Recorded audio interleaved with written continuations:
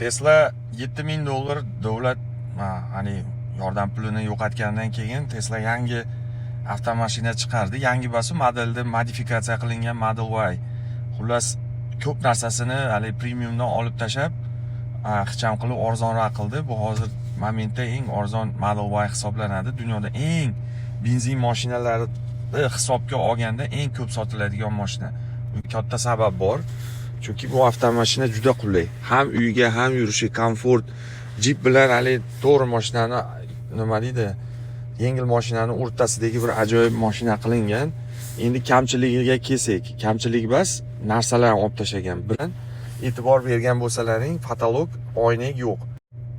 O'zi oynagi bor, lekin qo'ymagan, chunki ultrafiolet nimalar to'smas ekan quyoshni ultrafioletini. Keyin Tesla aytishi bo'yicha buni qilgani sababi shuma izolyatsiyasi yaxshiroq. Meni o'ylashimcha O'zbekiston uchun juda ham qulay, chunki yozda juda ham isib ketadi. Yaxshi to'sadi issiqni. Bu baribir oyna yomon qizitadi. Shimoliy joylarni bilinmaydi-yu, lekin nima deydi, yoz jazirama issiq tomonlarda juda ham bilinadi. Ikkinchi yana kamchilik deyman. Minus tomonlardan biri, minus ham emas, plus ham deb ko'rsangiz bo'ladi. Manetni ko'ryapsizmi? Torpedani umuman boshqa qilgan. Bemalol oyog'ingizni o'tkazasiz, kattaroq sumka qo'ysangiz bo'ladi. Manetda mana hali ham nimasi bor?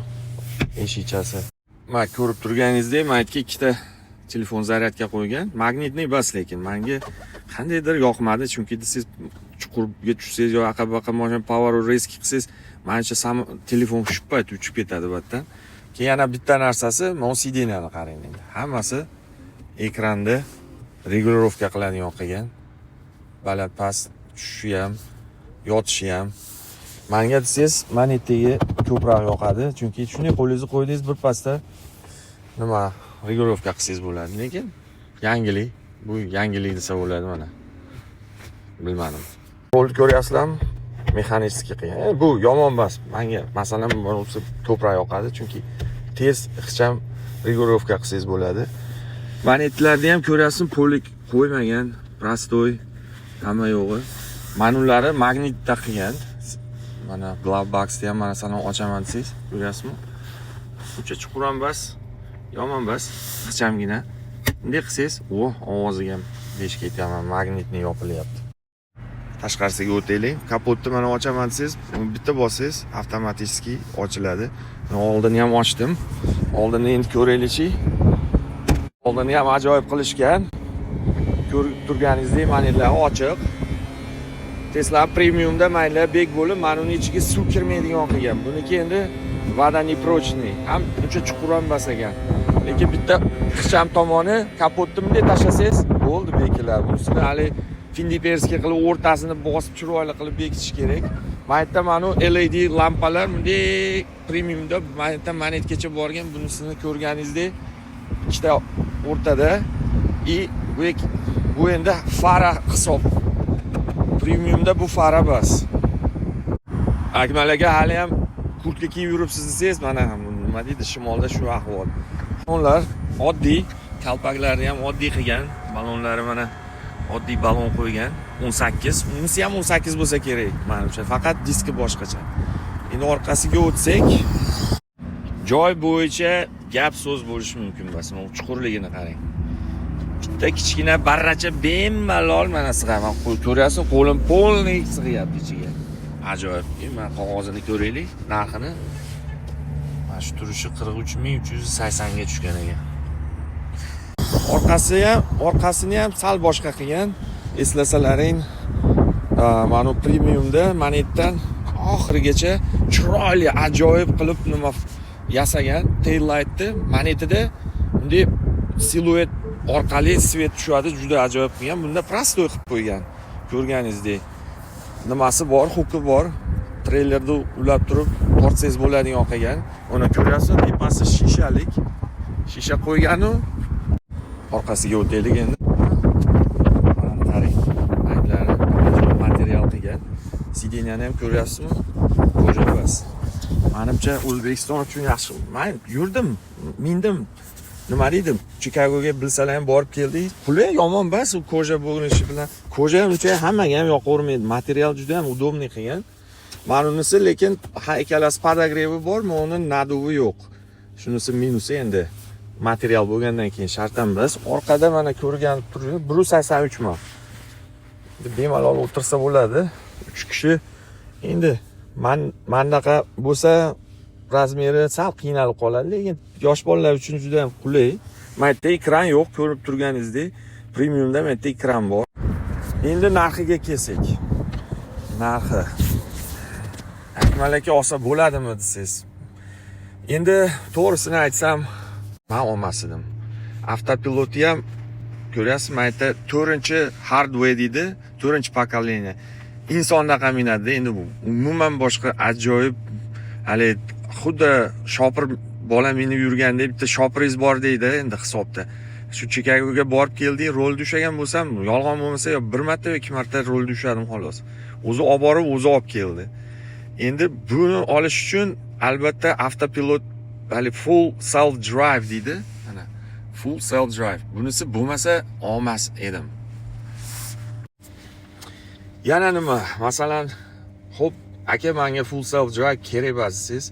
Full self drive bo'lmasa, FSD'si bo'lmasa, ilgari avtopilot deb kelardi. U avtopiloti qanaqa edi? Masalan, estakada highwayga chiqsangiz, avtomashina shu tekis liniyalarda ushlab turib, nima deydi? Highwayda juda ham yaxshi edi. Xuddi avtopilotdek zo'r yurardi. Unaqa razgon olmas edi-yu, yo'q, razgon olardi, lekin nima deydi? Abgon qilmas edi mashinalar. Abgonda o'zingiz qilishingiz kerak. Endi nima qildi?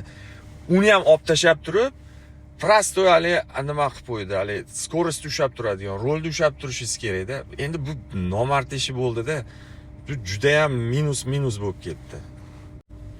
Akmal aka, nima bu sababi nima desiz? Bu Ilon aka har oy $100 pul olgisi kelyapti-da. Bu deydi, bu men uni sotib olish uchun, yo sotib olishingiz, hozir endi sotib ololmaysiz. 8000 edi, u ham yo'q bo'ldi.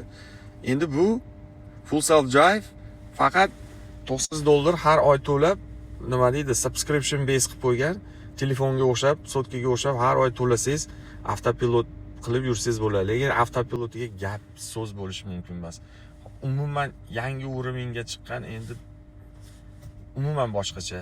Shunga endi plyus bo'lsa, hozir 0% ga beryapti, shunisi bor. 0% ga shu avtomashinani sotib olsangiz bo'ladi.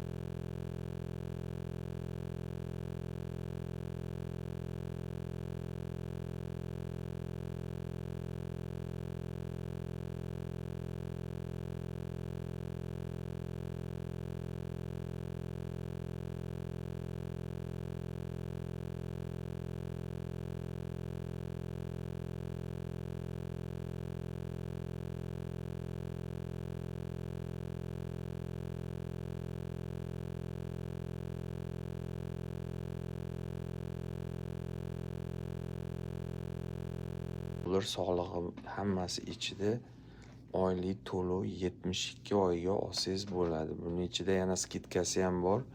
$1000 gacha skidka qilsa bo'ladi. Uni ham yo'li bor. Mana premiumda olsangiz, hozir mana premium. Agar sizga hozir avtomashina kerak bo'lsa, menimcha bu juda ham yaxshi narx. Elektrik mashina, ayniqsa benzin shunaqa oshyapti. Ekspertlar aytishi bo'yicha yozgacha $5 Michiganda chiqadi. Lekin hozir Kaliforniya shtatlarida eshitishim bo'yicha ayrim joylarda $9 ga chiqibdi. Agar hozir avtomashina kerak bo'lsa, bali yangi ag'bag'ini nima chuqurlamasdan, hali nima deydi, polniy garantiyasi bordi. Bosh og'riqsiz olaman desangiz, menimcha bu yaxshi narx. Lekin men uchun avtopilot juda ham muhim. O'zlaring bilasizlar, avtomashinalarim borligi uchun hozircha bu avtomashinani olishdan o'ylanib turibman. Chunki menimcha men premium olishim kerak.